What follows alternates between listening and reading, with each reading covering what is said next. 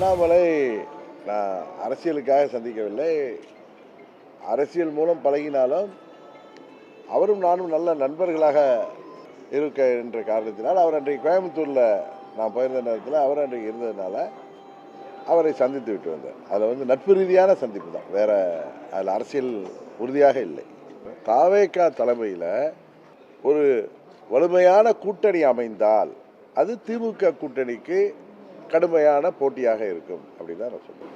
அந்த கூட்டணியில நீங்க அங்கம் வகிக்கணும்? இல்லை இல்லை, நான் எந்த கூட்டணியில் அங்கம் வகிப்பேங்கிறத பற்றி இன்னும் எந்த முடிவும் எடுக்கவில்லை. சில கட்சிகள் தங்கள் கூட்டணிக்கு நாங்கள் வர வேண்டும் என்று எங்களோடு பேசி வருவது உண்மை. அதை பற்றி நாங்கள் இன்னும் எந்த முடிவுக்கும் வரவில்லை.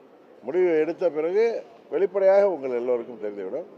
எந்த கட்சிகள் பேசுகிறது என்று இந்த நேரத்தில் சொல்கிறது மரியாதையாக இருக்காது. ஏன்னா ஒரு கூட்டணி முடிவுக்கு எட்டிய பிறகு சொல்வது தான் சரியாக இருக்கும்னு நினைக்கிறேன்.